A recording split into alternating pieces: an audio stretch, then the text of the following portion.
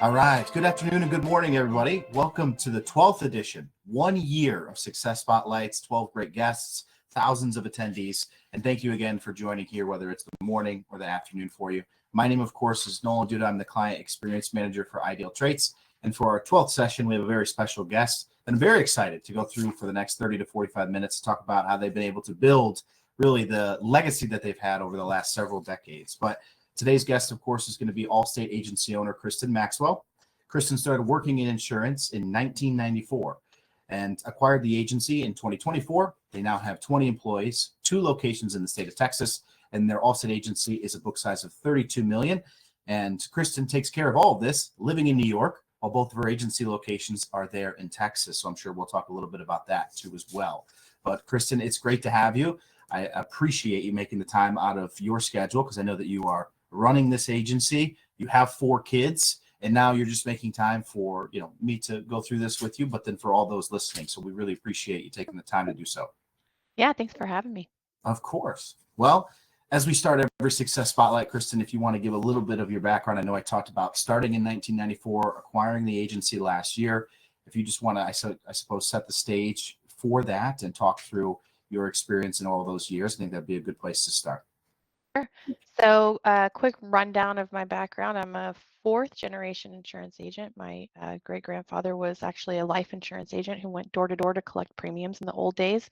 My grandmother worked at a large independent agency for like 35 years or something before she retired. And then, of course, my mom opened the business that we have now 30 years ago, May of '94. We opened that.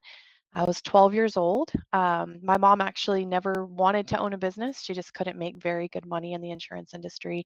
As a female back then, I think the most she ever made was $20,000 a year. And so somebody approached her, and she had been running a State Farm office and not making very good money. And she was approached by an Allstate manager and asked if she wanted to open an Allstate agency. And that was kind of the only way that she could really make a good living for herself. So that's what pushed her into agency ownership. And from there, it was just kind of a company that was just built by our family. So my sister and I, she's 2.5 years younger than me, we would stuff envelopes and go door to door and do door hangers and cold call from the phone book with an actual telephone back in '94.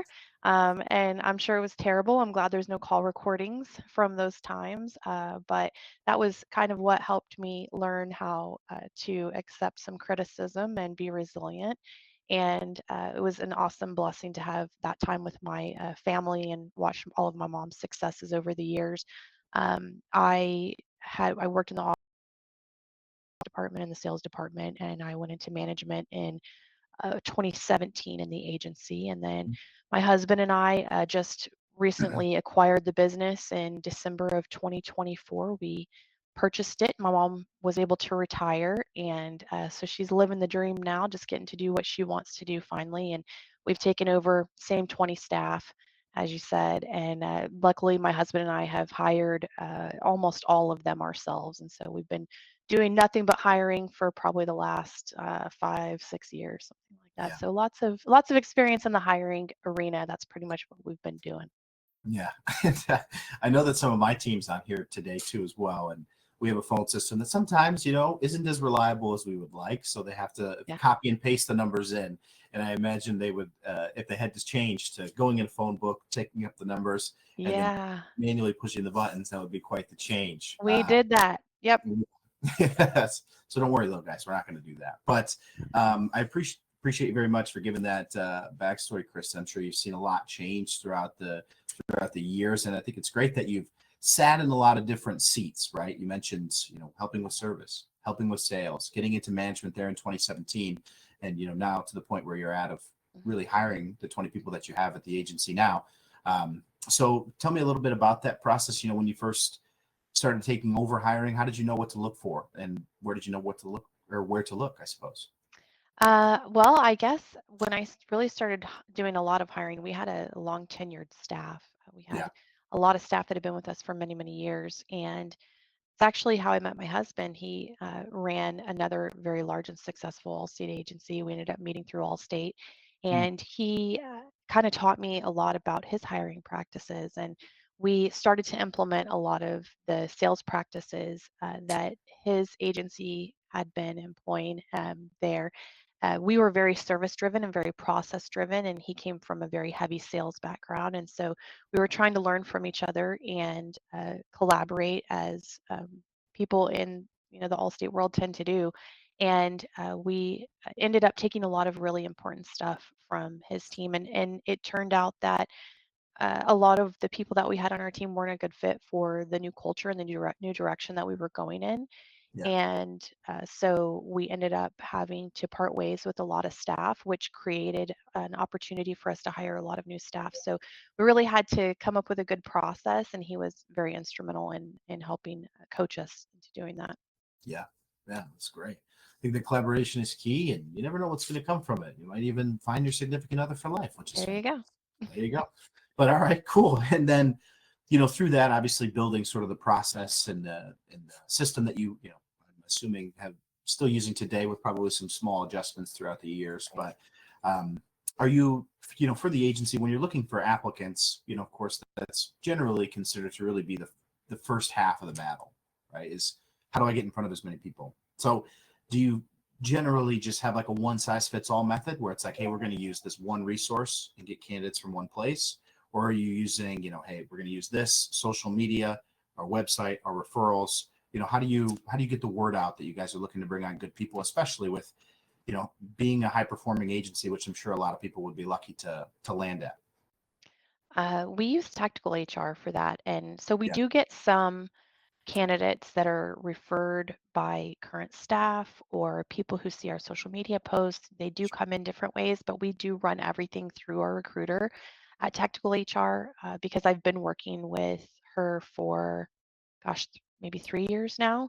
And so she has a really good baseline of what's important to me and knows how to pick out those characteristics that I like. And if she ends up liking them, then she sends them over to me.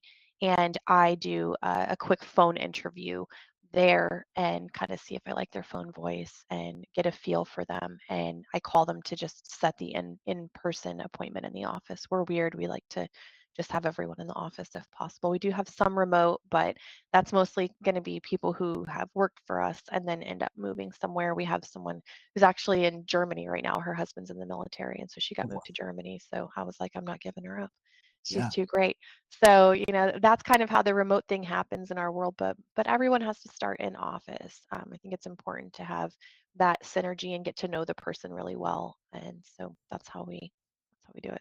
yeah. That's a success spotlight first for us, having an employee in a completely different I country. know it was not easy. It's Yeah. still kind of a pain on the tax end of things, but she's so worth it. We just love her. Yeah, fantastic. Well, great. Wait, we'll make accommodations for the ones that need accommodating, right? And that Yep, deliver that's for right. us. So you see that quite often. All right, cool. Now, once you go through that process and you have candidates, and you mentioned, phone screening them and hearing their voice, and I imagine the next step is sending them through the assessment at some point within Ideal Traits. And we do have an audience question that we'll get to here in just a second in reference to that. But let's Sure. talk a little bit about how the assessment plays into the part of your process. If you want to start there, I think that would be great. Yeah. Yeah, sure. So I set the appointment, and I'm really assessing the person myself from the get-go. I don't put a ton of stock in their resume, although I glance over it. It's more talking points Sure. for our in-person meeting. But I take a look over that, and then I am listening to hear how does their voicemail sound? How are they answering the phone when they don't know who's calling? Just getting a really good feel for their personality in a very quick time frame. Because the thing about hiring, I think, is when you have good candidates, they're going to get scooped up quick if you don't act. So you have to make those quick decisions, and which means that I have to analyze this person from the very second that I come across their information. So I do that. I give them a call and we set an appointment, and then they come in. They have to be on time. It's really important. Yeah. And when they come in on time, I immediately have someone escort them to an office where we have a laptop set up, and they are going to do their assessment. Mm, And I find it's I love that because I'm throwing something at them that they're not expecting in an interview situation. And when they work for us, they are going to have to be used to having things thrown at them left and right. And so yeah. I like to see how they handle the unexpected. And as they're doing their assessments, I'm continuously updating to see how this person's coming back so that by the time they get in my office to actually interview with me, or now that I'm remote in New York, that get on Zoom with me, I have a pretty good idea of the person's personality and whether they would be a good fit for the role that we have. Just because I've run this assessment for, gosh, I don't know how long we've been with you guys. Has it been 15 years or something? I've done probably several hundred of these. So I Yeah. have a pretty good judgment of this person's personality by the time they sit down and talk to me. And that allows me to just make that really quick snap decision as to whether I think they would be a good fit. Yeah. And that's awesome, right? I mean, the process that you have is the process that you have. And I did just check. It's been since September of 2012. So it's been a Okay. very long It's time. a One long of the time. things I've done hundreds. I definitely have. yeah, yep. And I think that, the audience question that came in from Garrett was, if the applicant hasn't completed the ideal traits assessment, do you follow up with them to remind them to do it? It sounds like they're I would doing it never in the do that. office. No. No, Yeah, they do it right there in the office. I right need there. that data to be able to make a decision, and if I wasn't doing it that way, I would never call someone to remind them.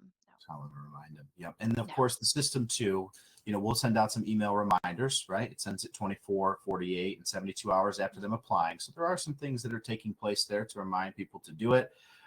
If you're finding that, not enough candidates are completing the assessment, texting them, maybe calling them could work for your process. Kristin has it working a little bit differently, but that may be a solution, Garrett, that could work for you. And we'd happy to help you with that if you want to reach out after. But all right. So then the interview scheduled for one, the first 30 minutes are them completing the assessment, and then the next 30 spent with you on either Zoom or someone in your office.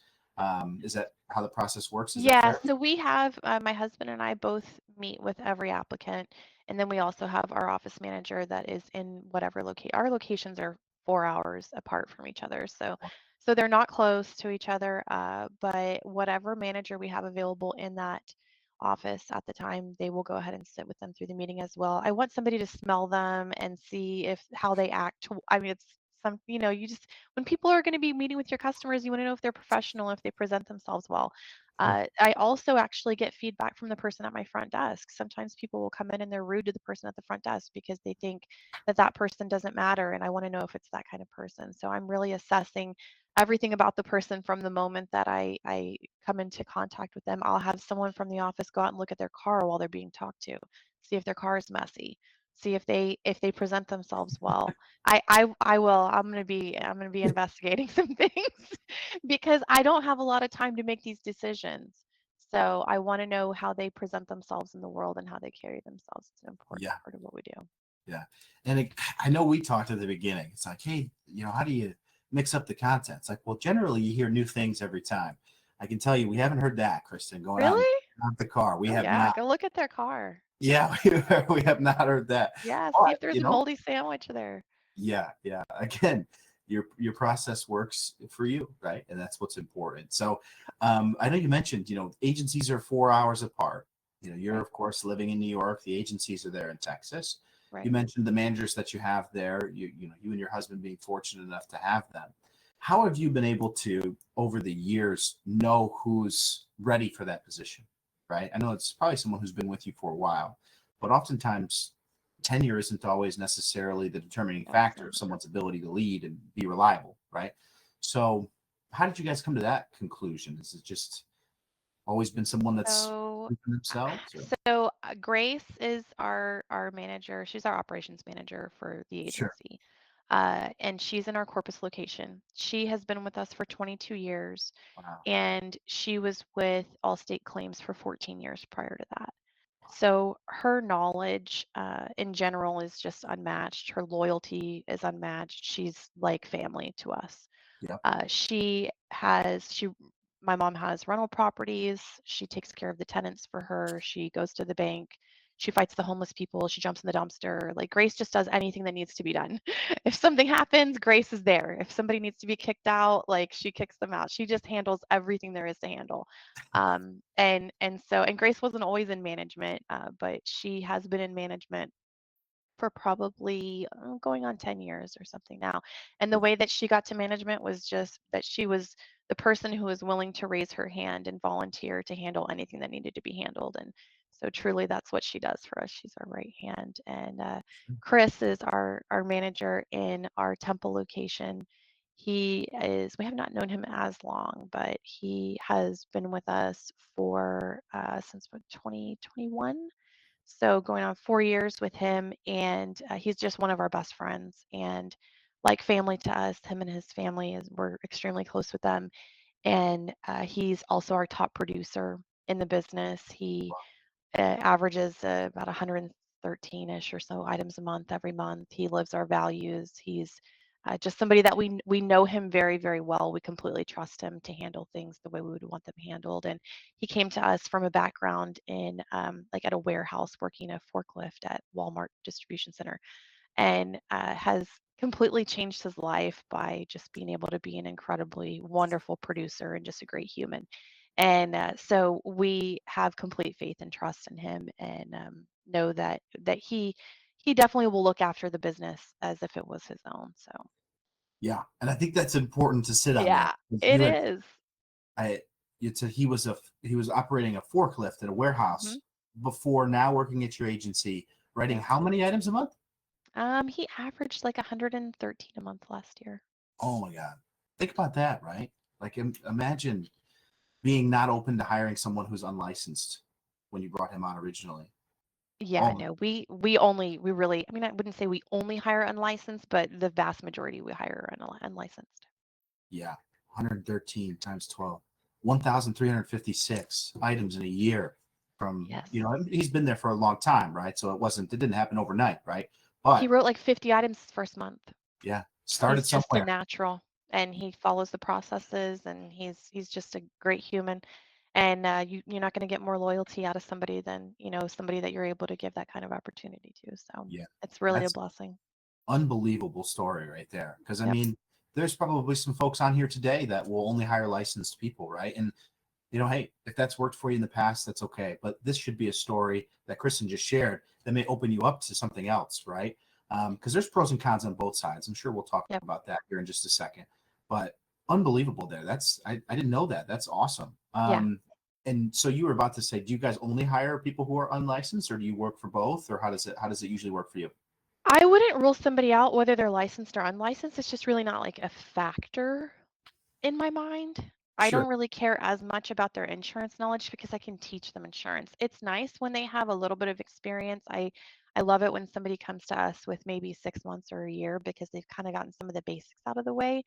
And so it is a little bit of a shorter training process, but I also find that if you invest in the right person, they're totally worth the investment, Mm, because you're not going to get the same level of loyalty out of someone who is hopping around to different carriers versus somebody that just completely comes out of the blue and is able to have an opportunity that you help to provide them with, where they can completely change their family tree for the rest of their life. That's just, there's a loyalty level there that you won't get from someone who's been at 16 different carriers and yeah. a couple years here and there. There's just a different loyalty factor. So there's pros and cons both ways. Yeah, makes total sense. And we got another question here from Garrett. He was wondering, you might have to look at this, or I might have to look it up. What was his ideal traits personality type? Do you remember? It's probably been a while since. Independent. Independent. There you go. Mhm. Independent. Yep. Independent. Yeah, a Yeah. little bit outside of the box of your typical sales personality, I but not know. surprising to hear that he follows processes. That's for sure. Yeah. Uh, do you, you know, I'm assuming that the lead vendors you guys work with, there's some lead generation that's going there, or is he doing a lot of outbound cold calling? We just do cold calling. It's just data leads. We Yeah, we tried live transfers. We do some mailers, but it's mostly data leads. there Yeah. you go. There you He go. just has an incredible ability to connect with humans. His dad's a preacher. And so he just has a great ability to connect with people. And I find that really that's the most important thing I look for, is Sure. people who just love people and can talk to people, and not talk for too long, but just get it done and move on to the next one. But he really he communicates very well, and he really loves just meeting people and talking to people. And so that's, I think, one of the most important characteristics that we can look for, is just, what I want to be with this person. Do I want to be with them? Do they make me smile? Do they smile? Mm, And that's stuff that you can't teach somebody, whereas I can teach somebody what a deductible is. yeah. Yeah. And that, I know we're bouncing around a little bit here, and that segues into probably a good question that I could have probably asked before. But do you have specific, like when someone's completing an assessment, you're like, oh, they came back as a persistent. That's that, like that. Oh yeah, let's go after them. Like, do you have ones that you specifically look out for, or are you using it more as like a baseline for you then to walk into the interview to be like, okay, I can expect this person Yeah. to be a little bit more process driven because they're a perfectionist or whatever it may be. Absolutely. It's really, really important to me how they score. Very Sure. important to me. The problem solving is really a critical part of it. That would knock someone out. A personality doesn't typically knock them out in my mind. I can typically find a good spot for just about any personality. Sure. But the problem solving is very critical. I would not want them to go onto the sales team under an 8, and I really prefer them to be a 9 or a 10 on service. Right. As far as personality, it gives me an insight into how their mind works a little bit, and that would tell me what department they might be best in. But if I like the person and I think they have a really good personality, that's going to win over any personality that comes back on the assessment. Sure. Yeah.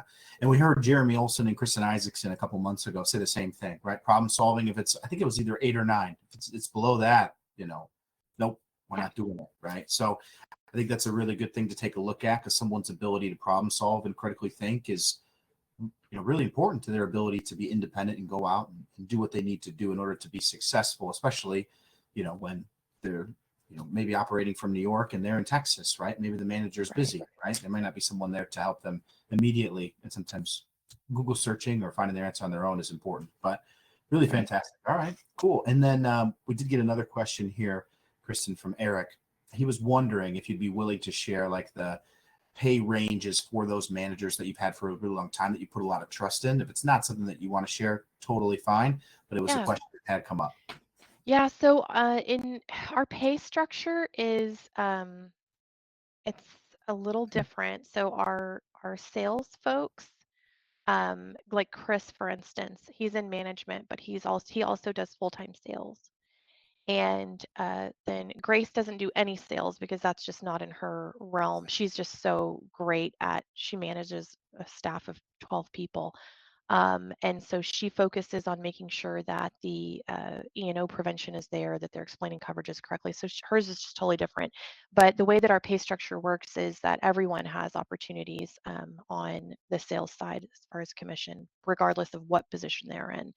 And so the ranges, I would say for our management, it would be Chris tops out at like probably 250.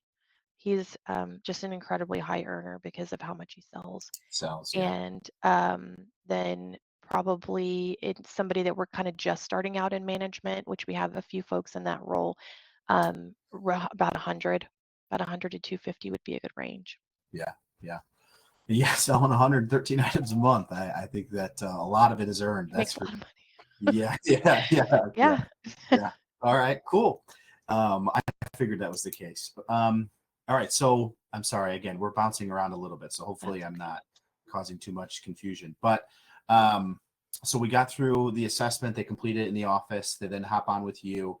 Mhm. What's the next step? And all the success spotlights we've done, we've heard some unique interviewing tactics, right? We've heard Yeah. Drew Hodgson talk about taking people to dinner. We heard Jason Kilgo talk about role play examples with a fake company and a lot of different things, right?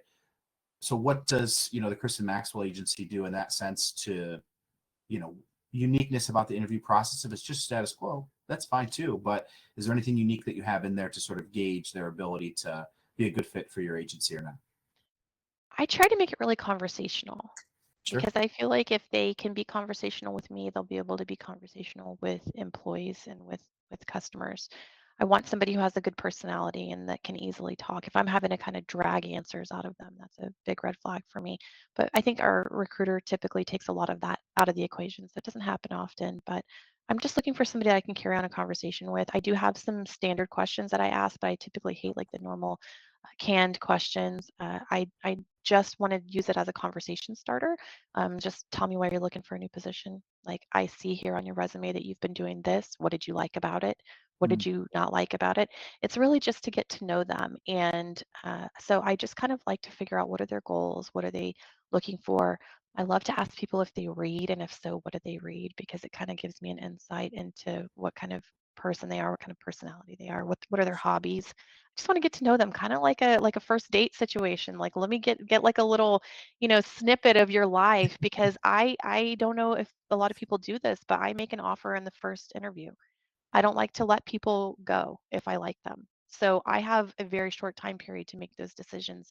So I just like to kind of get as much information out of them as possible. I have a tendency to be um, the kind of person who just loves everybody and sees the best in people. And my husband has a tendency to be more skeptical. And so we both interview everyone. And sometimes I'm like, oh, I love this person. And he's like, absolutely not. Are you crazy? So if I don't like somebody, it's a pretty big red flag Yeah. because I like most people. But I do think it's really important that we also include our manager in the interview. And if our manager happens to be out, we'll just pull somebody else in that's Yeah. there in person, and just kind of get a read on the person. And we'll just be like texting, like group texting or group chatting, like, what do you think? Ask this. And so it's just kind of an assessment that we get together and do as a team. And one thing that Jeremy Olson and Kristen Isaacson say that I love is, if it's not a yes, it's a no. We have to remind ourselves that sometimes if it's not an absolute yes from everyone, then it's just a no. So Yeah, really subtle but good advice there, right? Like, yeah, don't convince yourself that it's a yes, because I then you're know, probably making a because I bad. love everybody. Yeah, Yeah, yeah. And again, not just specific to you. I think a lot of people can make that mistake, right? yeah, Like, I really need someone really bad right now, right? There's a couple different reasons why you could be in that situation. But yeah. then when you're convincing yourself, it's like, well, I don't know, Nolan, he's not bad. Yeah. I think he might be okay, right? And it's I like, know. I'm actually worse than that, because where I come at it mentally is, I know I have such a good opportunity to provide someone with, and I yeah, want to save this person. oh, sure. That's where I come from. I'm like, this person would be such a good person to save. We have such a great opportunity for them. And sometimes I don't think selfishly enough about the business. Like, Yeah, that might be good for them, but is it really the best for us? yeah. So we offset each other very well in that sense. Yeah. And that's funny you say that, because when you were explaining how you kind of go through the interview process, the word that came to mind for me was genuine, right? It's like, it's a Hmm. genuine interest in the candidate, their Yeah. story, what they want to do, what they want to accomplish. And I would be, willing to say, without ever actually being there, that the applicant actually takes appreciation for that, where you're asking them questions about their ambitions, what they want, what they've done, Mhm. right? And instead of just baseline questions, maybe that might not be of interest to their backgrounds Right. or they're looking to do in the future. So, and then it may draw an attraction increasingly for the applicant to your opportunity, right? Because they say, man, I would really like to work for Kristin. She's really good at taking a genuine interest in what I'm looking to do, and I feel as if I'm supported through that. So again, just a base assumption I'm making based off of how you described it. But okay, you go through the interview. Let's say it's one of your top of the line candidates. You pull the trigger right there. You hire them. What's it look like after that? What's the onboarding process look like? What do you do to sort of support them? Do you use any sort of outside resources to help train the employees at all, or is it all done in house? Yeah, so I normally they're not licensed. I would say we probably hire 80% unlicensed. Sure. So I'm buying them a study package through Excel Solutions. We've used them Okay. for several years, and I'm setting them up on Gusto, which is our payroll platform that we use through Club Capital, and that they'll automatically send like a written offer letter to them that day, and then I'm putting them in Allstate's MMS system so that we can get their background check going Yeah. immediately, because I kind of leave it up to them as far as their start date as to whether or not they're currently employed. If they can start right away, I will just have them start right away. Like, hey, do you want to come in tomorrow, or do you want to come in Monday? And I'll pay them to study in office if it's somebody that I really like. Mm, And so, because I don't want that person to get away just because they need to make income right now. I don't sure. want that to be a barrier. I want to try to relieve as many barriers as possible for those people. And then they just start studying. We expect that that material is completed within 40 hours. So I normally have them study for a week if they're not working, 2 weeks if they are working. I expect them to do that, like nights and weekends or whatever, and be prepared within 2 weeks Yeah. to Quick, test. quick turnaround. Yeah. Because Yes, absolutely. like 30 days, 60 Mhm. days. 2 weeks, right? Quick. Oh Well, yeah, no, a week you- if they're not working, 2 weeks if they are, because I need somebody who can fully commit to it. And the thing is, I don't want to waste anybody else's time, and I don't want to waste my time and money on hiring someone that's not going to be a good fit. If they can't commit to that, then they're not going to make it in my world anyway. We have very high standards and expectations for our employees, as you so should. it Yeah. it needs they need to be 100% on board and ready to go. Very interesting. You usually hear like the age-old term. It's like slow to hire, quick to fire. It seems like it's quick to hire, quick to fire, right? So it's both on quick on both Yeah. ends. Yeah. Yeah, they have a 90-day probationary period, but we typically know within the first month if they're going to make it. Excessive tardiness, just things like that is it typically will knock some people out. But we try to avoid, hiring people that are going to have those issues. We try to explain the expectations up front and just make sure that it's something that we're on board with and they're on board with, so that nobody has any surprises on the back end. Yeah. And you mentioned some really great companies in there too. Excel Solutions, if you're looking to get some licensing information and material, if you go to the marketplace inside your IdealTraits account, you'll see Excel Solutions in there. So feel free to check that out. And then Anatol at Club Capital, he's fantastic. So Yes. check them out. Reach out to him if you need any help with any of the stuff that they take care of. But all right. And then training, you got some great managers in there, right? And Mhm. yourself obviously included in that too. So is the training all done in-house, or do you do any sort of training method, any third parties that you guys use, any resources that could be beneficial to anybody? Yeah, we use Trainual. We've just started using it in the last like 6 months. So my daughter, my oldest, is 22. She's in college at College Station A&M, and she works for us part-time, and she's building out our Trainual with all of our processes. We've had all these processes in a Word document for many years, and then I have an Excel sheet that has our new hire checklist, which is what we have to go through with the employees as they're onboarding with us. But she's building all that into Trainual for us, and so hopefully at some point that'll all be done. But it's a long, slow, and painstaking process to kind of get everything in there. But we do have an Excel spreadsheet that we use that we've used for years. I have Gabby that I mentioned, who moved to Germany, is just wonderful. She's extremely thorough, and she handles all of our new employee onboarding. So she meets with them for 2 hours a day for about a week and just does 100% training, and then we put them on the phones. We have ricochets, so we're able to listen in and do training that way as well. Yeah. Yeah. Outstanding. And we did get a question from the training material that I believe is through Excel Solutions. So just ask what the study material is. Is that just all provided from them, or do you get that from somewhere else for the No, license? we just use Excel Solutions. You just go on the website. They have a discount code for Allstate agents that they're able to provide, and so we go on and just buy the study package, and it's 35 to 40 hours of study material. It's like there's videos in there, there's text that they can read, and then they take chapter quizzes. We can keep an eye on the manager site so we can see their progress, and I think how somebody studies and how seriously they take it is a big indication of whether they will be a good fit for our company as well. So it gives us some clues on the back end there. That's a good note there, right? Being able to sort of track their progress, excuse me. We're always looking for sort of those accountability holders, right? Being Absolutely. able to see that's great. So if you're an Allstate agent, they got discounts available for you. If you're not, log into your IdealTraits account in the marketplace. Excel Solutions will be in there. You'll be able to check it out, right? All right. And then we did get another question from the audience too, involved in the unlicensed talent that you bring on, the Mhm. ramp up period that's a part of it, right? So from day zero to X day, when are you expecting them to be fully up and running? Is it within 30, 60, 90, maybe longer than that? I know it probably varies, right? But ballpark Yeah, generally it shoots. does. Some people are slower learners, and honestly, that's okay with me. As long as they have a really good personality, man, you can win me over with a good personality. Yeah. And somebody who's like works hard and is trying really hard, I would give that person a much longer time to learn the technical side of the business than I would somebody who doesn't have as great of a personality. I really only want people on my team that are just awesome in the personality category. So if it takes them a little longer, I'm okay with that. But I would say they have to have like a really good foundation within that 90-day time frame, or we're going to cut ties and just decide that it's probably not a good fit at that point. As far as being to the point where they feel like functional, it's about 6 months. They're usually very overwhelmed, especially if they don't have prior experience. They are like, "This is insane. I can't believe people do this," and that lasts probably a good 6 months. But after that, they start to feel really comfortable. Yeah, that's great. There you go. All right. And then Christine's wondering if you'd be willing to share your onboarding checklist. Yeah, absolutely. Yeah, Perfect. you can reach me. It's Kristin Maxwell at allstate.com, KristinMaxwell at allstate.com. I'm happy to shoot it out to you. Fantastic. And if anybody didn't get a chance to jot that down, we'll include it in the recording email that we'll send out either later today or tomorrow. So then if you didn't get questions answered today, we'll be able to send those to Kristin individually. I'm sure she'll get to them when she can. But Absolutely.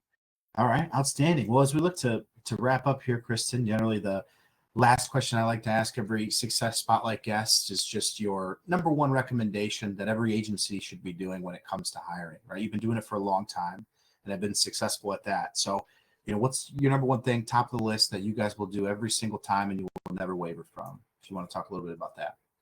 I mean, outside the IdealTraits assessment, which is extremely, I really won't do an interview without it. But I would say really it's more of the mindset. I think that the biggest shift that I see that people need to make is just that holding on to people that aren't a good fit for your organization isn't doing you any favors. Know that there are lots and lots of people out there who would be happy to be in your organization and who would appreciate it and who would meet your goals. And so if the people that are on your team right now aren't meeting your goals, don't be afraid to let them go and find new people who will help you meet your goals. I think that's really the number one thing that I see that people really need to shift in their mindset is just don't keep the wrong people on the team for so long because they become a cancer and it's really a threat to the whole organization. Just get those new people in there that are going to be a better fit. Yeah. Sometimes you got to take 2 steps back to go 5 steps forward, right? Yeah. So might put you in a little bit of a pinch, but could work out for you in the long run too, as well, as long Absolutely. as it's gone about the right way. I think that's great. And we did get one last question I want to answer here from the audience, Garrett, because I know you mentioned that will not do an interview without the IdealTraits assessment. Mm-hmm. He says it's fascinating that he, is hearing you talk about hiring independents for sales positions and things of these natures, right? Which is new, but is there any personality out there that is a deal breaker for you that you won't consider? Or is it all served as a baseline for what you can expect? It just depends on what we're hiring for. So like if I was hiring for a sales role, I wouldn't hire a perfectionist. They'll drive me crazy. But for like somebody in Gabby's role who's going to be sitting here doing a ton of analysis for us, I would love to have a perfectionist. So it really just depends on what we're looking for at the time. And most of the time, if I find somebody I really, really like, I'll just create a position for them. We'll just throw them in there and they're going to be in the mix. But I would say that that's really on a department basis because there's certain people that are not going to be a good fit for that. And typically they know they're not a good fit for that. So they probably wouldn't be applying for that position anyway. Yeah. Great. That's awesome. Well, Kristin, I think over the last, 40 minutes, we've gone over some really great stuff. And generally what we see is it's not a reinventation of the wheel, right? It's things that people can start doing today or tomorrow or as soon as they'd like to take action on it, right? So I think a couple of takeaways. One, use the assessment, right? You guys have been using it for so long, right? 2012, as we covered. For those of you that are listening, if you feel as if you don't have enough confidence in what the assessment is bringing back or how to read it or how to interpret it or what to look for, reach out to us. We've got a support team that loves talking about the assessment. We've got Mara, who's our learning and development coordinator, who loves going through assessments with you. So that's what we're here for. That's a part of your account. It doesn't cost you any additional money. It's just all about educating you on what you're looking at and how to help you make better hires. And in addition to that, be genuine with your interview process, right? Like ask questions relevant to their interview, take interest, and then if you like them, hire them. And if they're not working out, get rid of them, right? So it can be quick on both ends. You don't have to wait and you don't need to put yourself in a difficult spot. But anything else you feel is important to note, Kristin?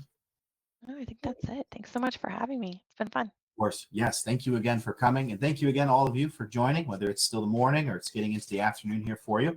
You will be redirected immediately after, once we close down here in just a second, to a Google form, which will be feedback on Success Spotlight. As I mentioned at the beginning, this is our 12th edition, so it'll be a full year that we've been doing this with 12 guests, and we would love to have your feedback and hear what you want to see in 2025 and beyond. So if you would take a second to fill that out, I would greatly appreciate it. And of course, I did put the link to other Success Spotlights in the question and answer section too as well. So thank you all again for joining. Kristin, again, I know how busy you are.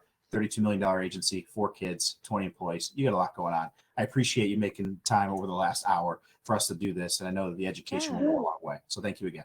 Absolutely. Thanks for having me. All right. Have a great day, everyone. We'll see you in February.